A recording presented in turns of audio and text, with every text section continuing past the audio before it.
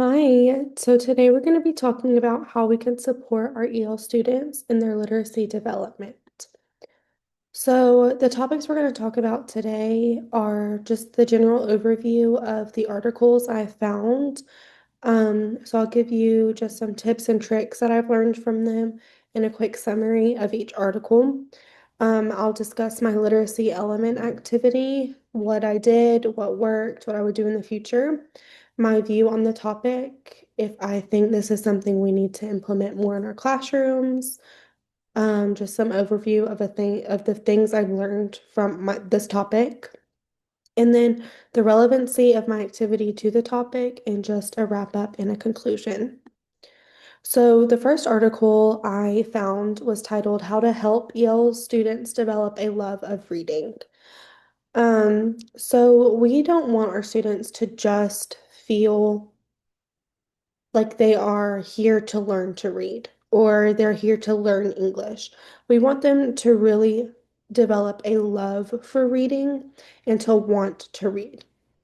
And here are just a few ways that we can help do this. We can do reading time together. So instead of just putting all of the reading on them, which is pretty daunting, we can make sure that we are allowing for collaboration. So in the article, they discussed doing a circle read, which is where they put all the students in a circle and they either took turns reading or volunteered to read, and the teacher was the one that was facilitating and guiding the instruction. And that really allowed for a low risk environment. We don't want our students to walk into a classroom and feel intimidated or like everything that they're going to be learning or doing is extremely daunting. So we want to make sure that we're doing everything we can to provide a low risk environment and make them feel like what we're doing in class is something that they are capable of. Um, and that comes with allowing them to work together. That comes with showing things from their cultures. That comes with listening and ensuring that they have a space to share their thoughts and that they're valued and appreciated in the classroom. But we also want to make sure that we allow their two worlds collide. So they have their school life and they have their home life. In their school life, they're learning English, they're starting to speak English. In their home life, they're typically still speaking their native language because most of the time their families don't speak English either. So we don't want to completely diminish their home side of them because they are a whole person. They're not just their school person. They're not just the person learning English. They're the person that has experiences. They have cultures, they have traditions, they have backgrounds that we can use to help facilitate literacy instruction. We can make those connections and build the gap and close it. And so we want to create a door from their learning to their culture. We are able to make the connections from what we are reading to things we've experienced or traditions we have because what we are hearing is most of the time set in America or in contexts that we would understand. They don't have this set up for them. They're not reading stories in Spanish or reading stories set in Spain or with customs that they're used to. They are reading stories that are completely foreign to them in all aspects, language and culture wise. So we want to make sure that we are still fostering that connection by allowing them to see um, texts in rich cultures that they would see wherever they are from.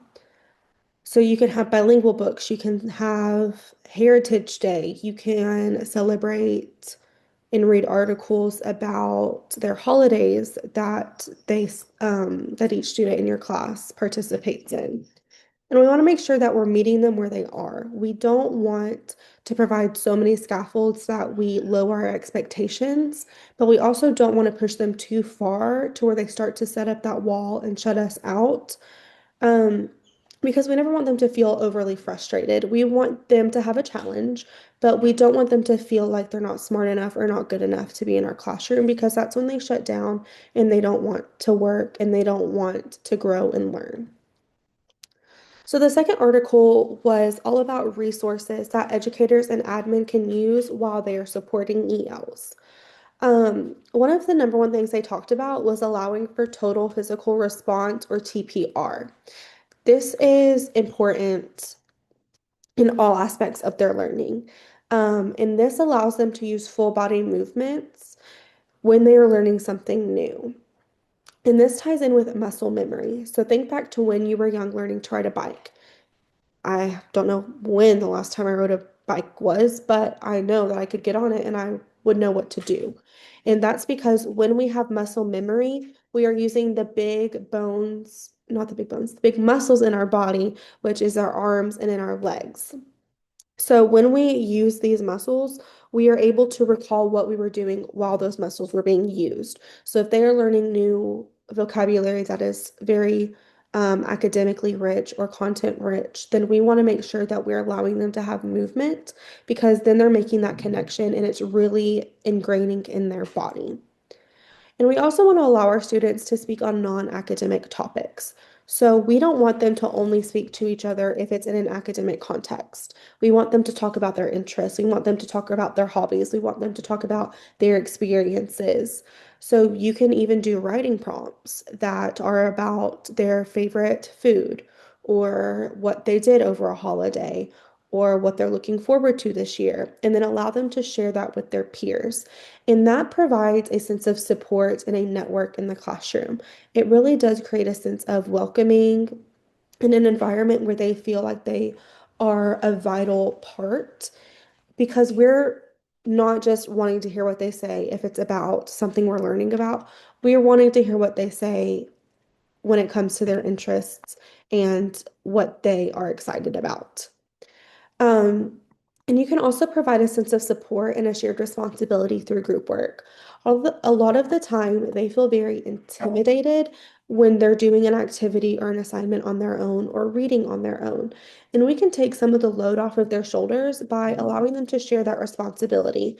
That way, if something does go wrong, they don't feel like it's all on their shoulders, that they're the ones that caused it to go wrong. It was a group effort. And then that way, they're more willing to try again in the future. We also want to make sure that we're providing constructive feedback without tearing them down. We want them to know what they're doing wrong and how they can um, fix their mistakes, but we don't want them to reach the point of frustration where they feel like they can't do anything right.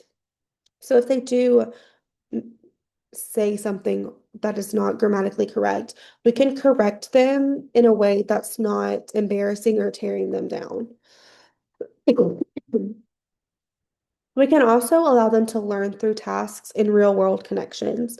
So instead of just giving them a concept or an idea that they've never seen of or heard before, we can really make sure that we can allow them to relate it to things that they've experienced in their lives. We can also allow them to read articles about things that are happening in the real world.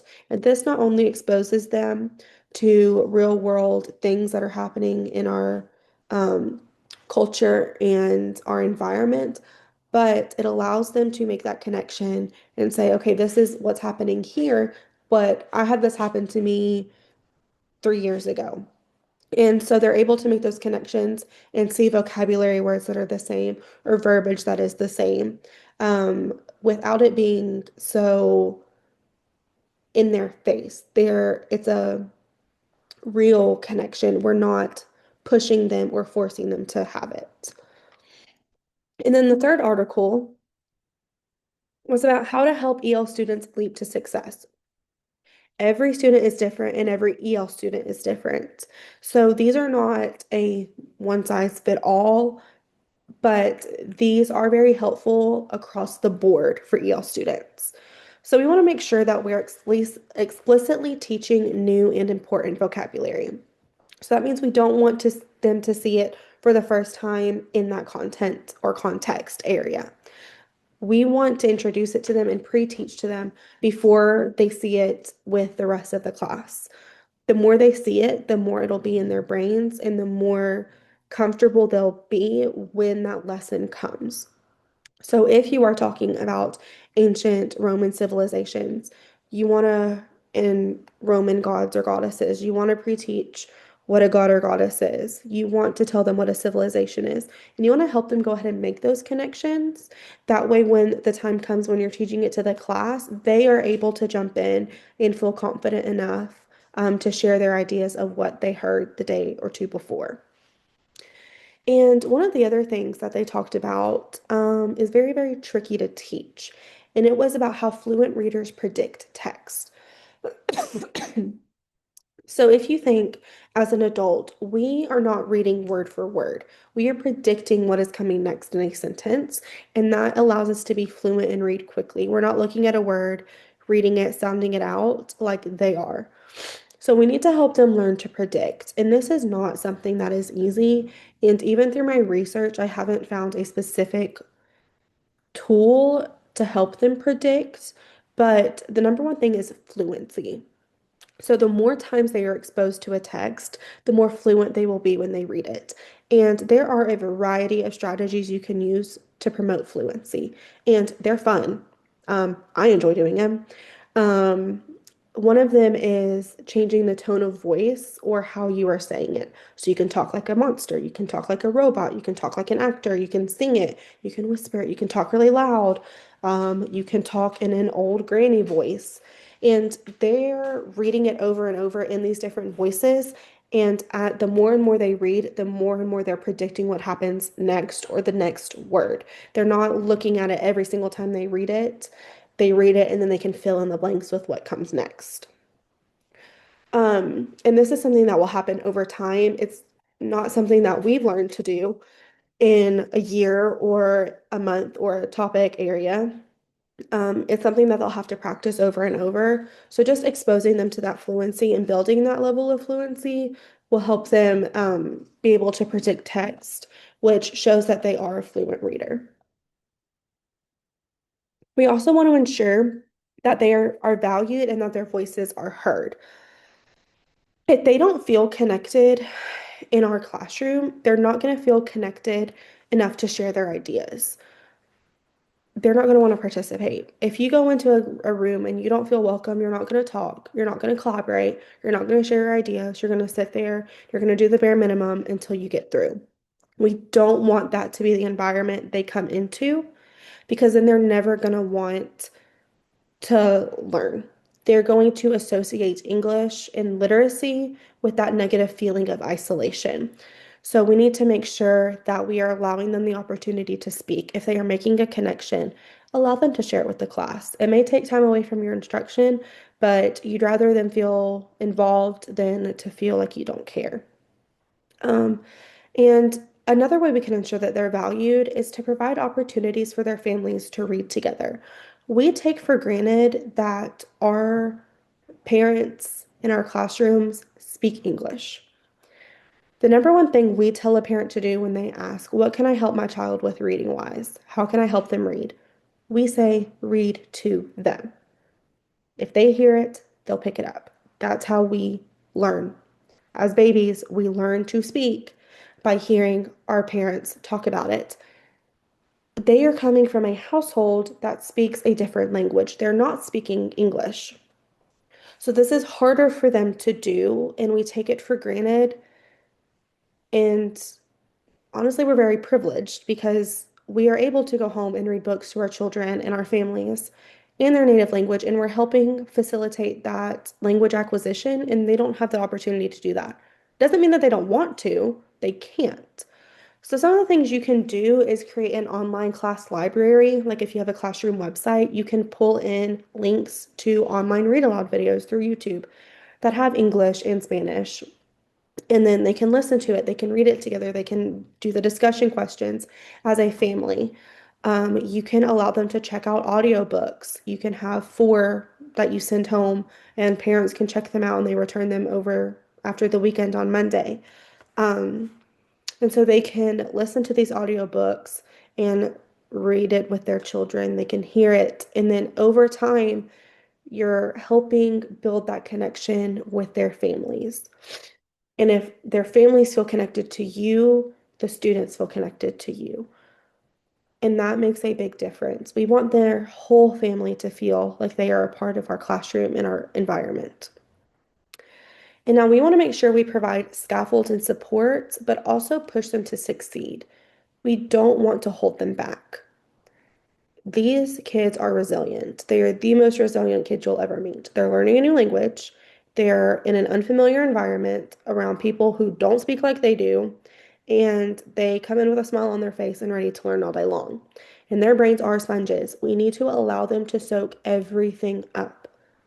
So that means not dumbing it down for them. Don't make it as low as it can possibly go. Make it to their level, but also challenge them. They want to do good for you.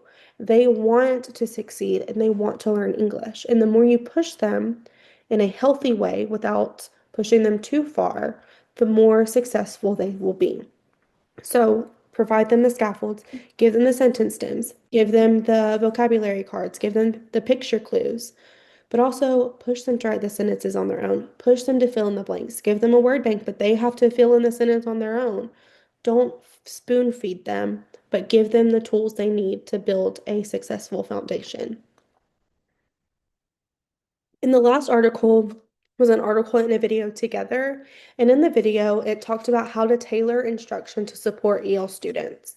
So this video took place in a school and in a classroom, and one of the main things they talked about was to bring the supports into the classroom and stop taking the EL students out. Because we waste a lot of time with transitioning our EL students from class to class. So typically, EL students are pulled to receive EL services. Um, so instead of staying in one classroom all day long, they get pulled to go with other EL students to focus on learning English at their level. Um, Now, if you don't have a classroom, transitions take up a lot of time by the time it takes to pack up, to sharpen pencils, to get out papers, to go to the bathroom, to get a drink of water. It can take up 10, 15, 20 minutes of instructional time that does not need to be wasted.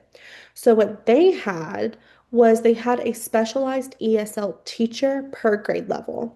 So, say it was third grade, they had a third grade teacher who specialized in ESL and taught all content areas to the ESL students.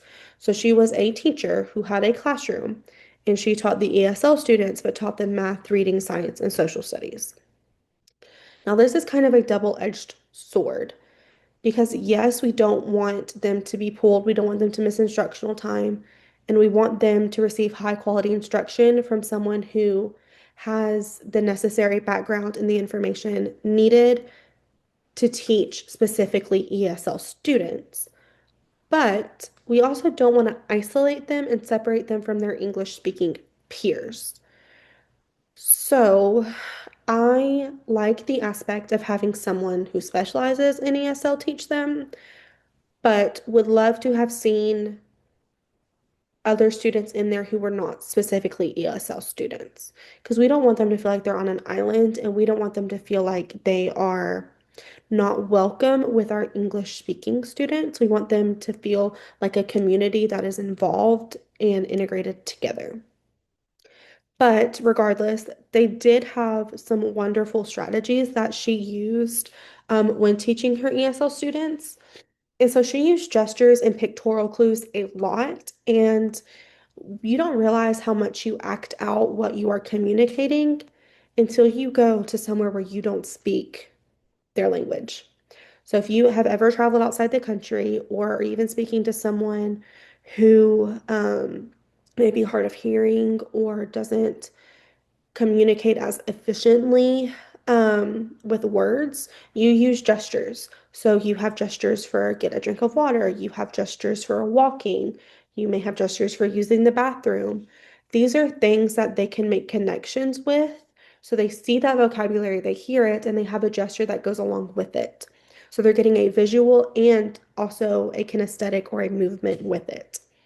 Um, and then pictorial clues work very well with vocabulary. So if you are previewing a vocabulary word, you can give them the word and have a picture that goes along with it. And then every time you come across that vocabulary word, you can point to the picture. And then they are able to make that connection. Okay, I've seen this before. I know what the word means. Let me think back. Okay, now I understand it because I've seen it before and I already have that generic basic understanding of it.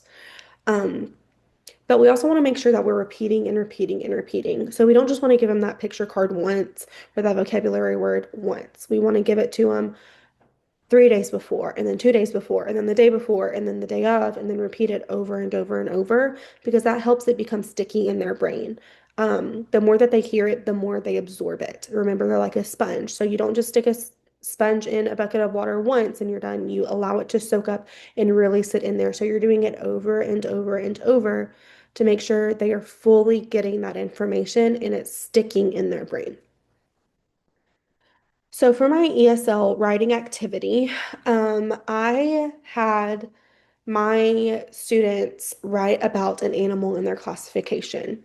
So in my class, we were learning about animals and how they were classified. So what makes an animal that specific animal? And so students were tasked with choosing an animal and to explain their classification. So they could have chosen a whale and explained why a whale is a mammal, or a jaguar and why it's a carnivore, or an elephant and why it's an herbivore, or why that's a mammal.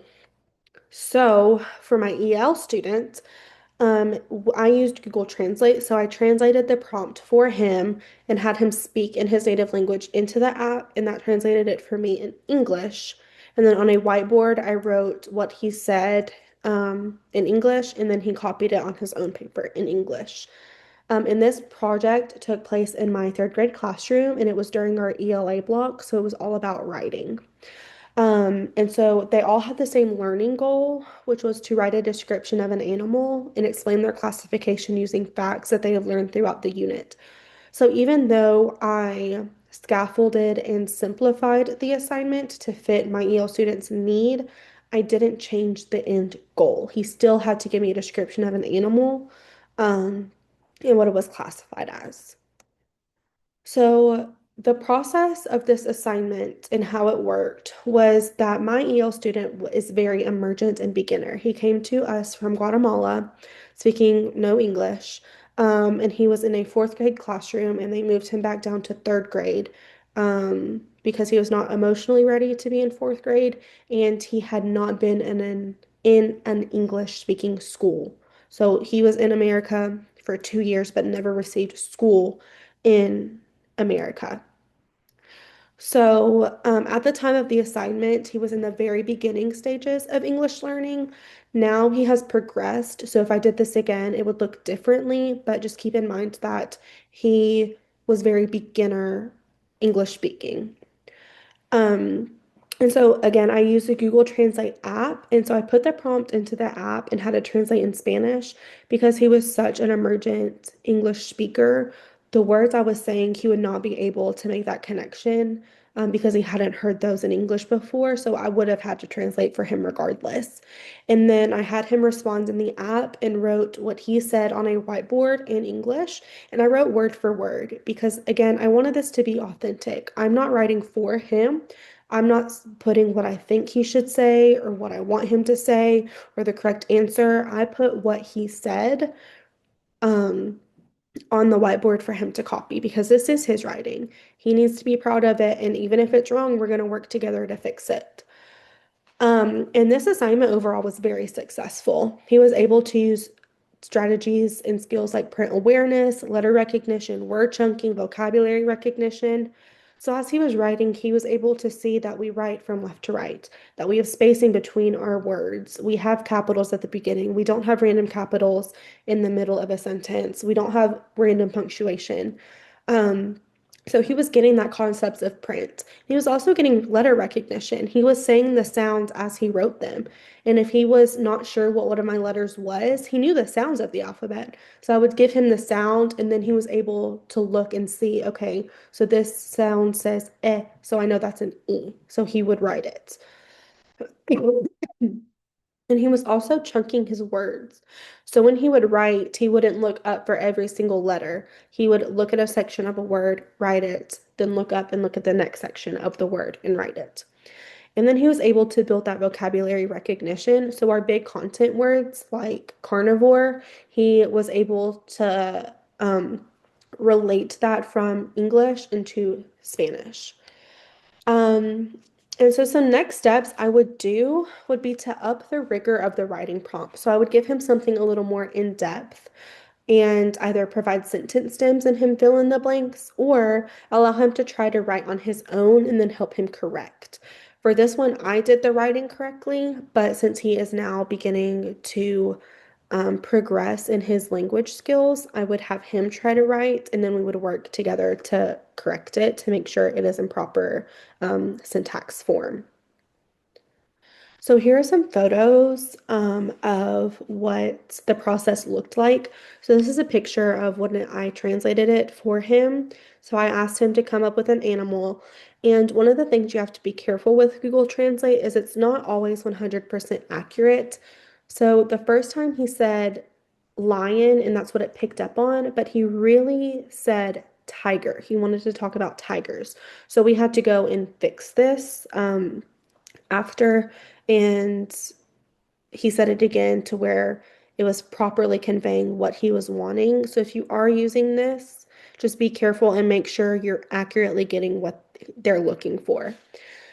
So this is where it was translated, and then this is where I wrote it on a whiteboard. So I had the capitals where it belonged, I had spacing in between my letters, um, I had periods where they belonged, and then he was able to copy it in English, and you can see he has a capital where it belongs, a period, and some of his letters aren't perfect. He's still learning, so you can tell what they are, and they, for the most part, are correct.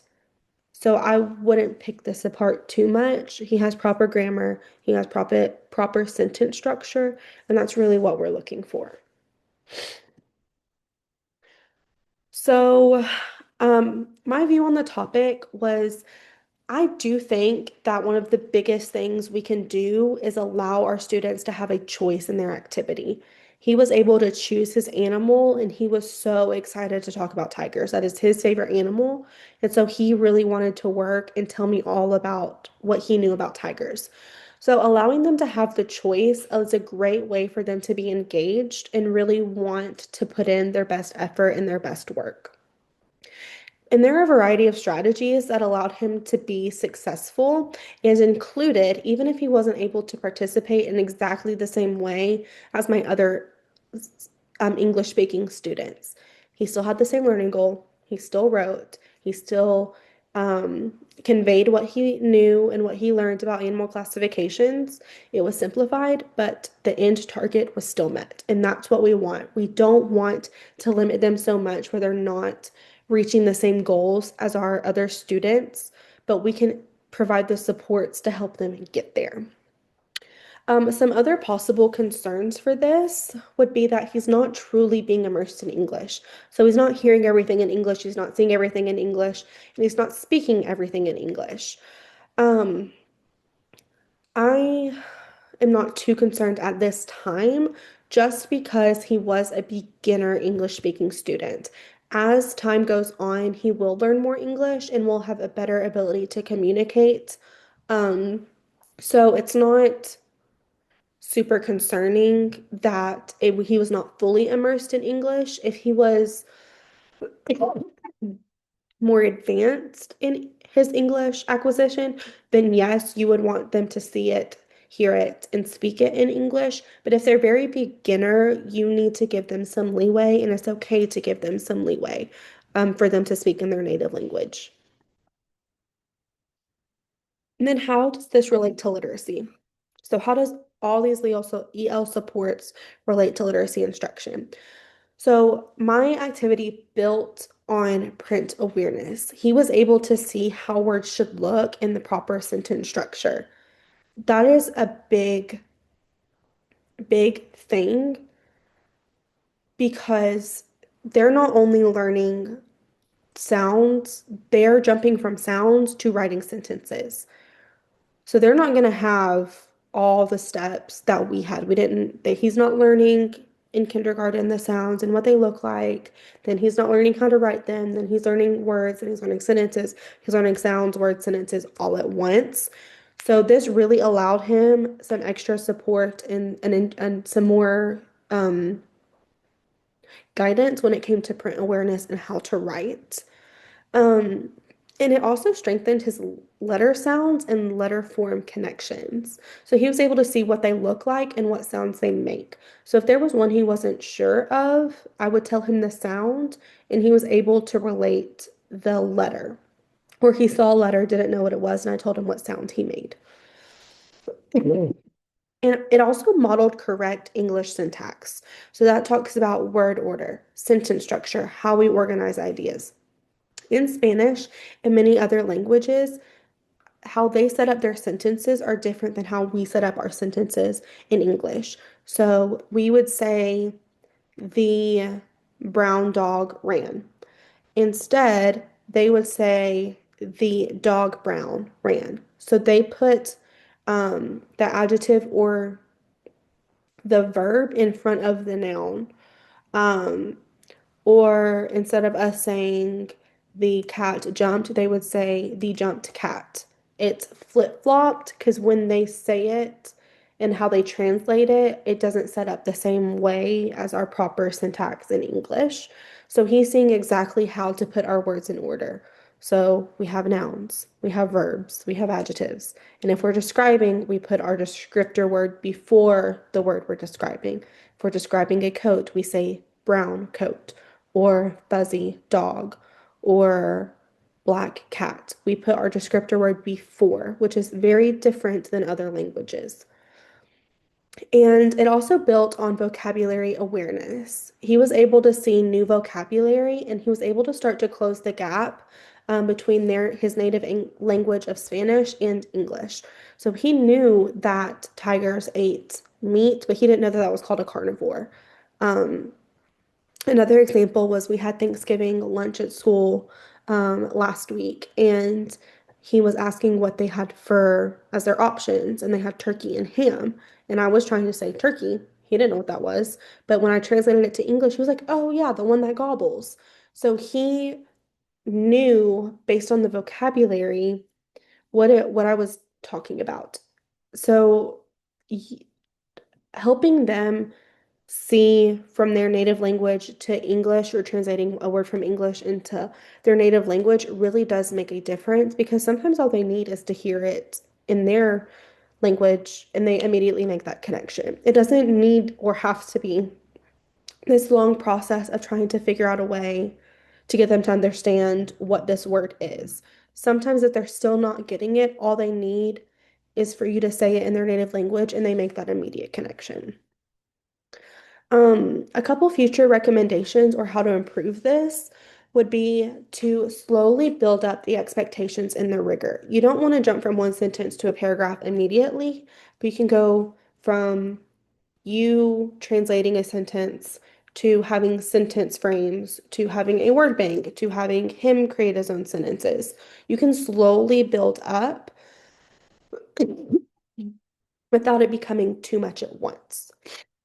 And so rather than one sentence, next you can work on a paragraph. And then after a paragraph, you can work on an essay. And then after an essay, you can work on a book. You can keep building on top of the other. That's the good thing about literacy is everything stacks. It all builds on top of one another. So you can start with the bottom and work your way up. And if they're not at the bottom, start in the middle and then work your way up. And you can go back down as you need to do. And then you can allow them to collaborate with their peers and work with others to formulate ideas. Um, so instead of just giving him the prompt on his own, I could have him come up with a couple ideas with a partner and then them talk about it. Do they agree or disagree? What are some reasons they came up with on why this animal is an herbivore or why this animal is a mammal? And then they could work together on their writing. Um, and then add oral practice before writing. So having them hear you say it first and then have them say it and then we say it together. So I say, you say, we say. So you say it, they say it, and then you say it together, and then you do the writing. That way they're hearing it 3 times. And so they're really understanding what those words sound like and what they mean. Because reading it and hearing it are two different things. And then how can you apply this in your classroom? You can ensure that EL students are able to be successful. That is the most crucial thing, is ensuring they are able to be successful. Meet them where they are. Provide the scaffolds. Give them the picture clues. Give them the word bank. Give them the bilingual texts. Allow them to make those connections between home and English. Um, give them all the scaffolds you can. Sentence stems are a big one. Tracing, write the letters, have them trace it. You can do in the air tracing, and that goes with muscle memory. They have to have a locked elbow, so they want to lock their elbow first, and then they can trace words in the air. And that they're using that big arm muscle, so that promotes muscle memory. You can have them use group work, so talking with their peers, collaborating and coming up with an idea together, using a word bank, using gestures, all of those are great scaffolds to help them without giving them too much. And then you want to make sure you are meeting them where they are. If they need translations, give them translations. Don't let them struggle too much to the point of frustration. Give them text in both languages to help support language acquisition. If they see it in their native language, they can look at it in Spanish or in English and start making those connections. This word is what this is in English. This word is this in English. This is what the vocabulary means. Look at how the sentences are set up differently. That is really helpful if they can see it side by side and make those comparisons. And then last but not least, allowing them to have a choice. Allow them to choose their topic, and they'll be more involved and invested, and you'll get more of a better product out of them. Because even as adults, we want to talk about things that we like. We don't want to do a research article or a research project about something we're not passionate in. You'll see a big difference in our work between something we really want to talk about and something we're forced to talk about. So any choices you can give them really does help. And then in the future, I want to research more about all the different ways to scaffold and build literacy skills while meeting them where they are. It's difficult to not lower expectations so much to where they're not getting that push that they need, but without pushing them too far. You don't want to make the expectations too high to where they fail. Um, and then I also want to research more about how students who receive these scaffolds are more successful compared to those who don't. Does it really make a difference? Do EL students who get sentence stems have a better outcome than those who don't get sentence stems? I think it would be interesting to see data-wise the difference in the benefits of scaffolding. And then these are just the links to all the articles and the videos I watched. So feel free to watch them, and thank you so much for listening and following along.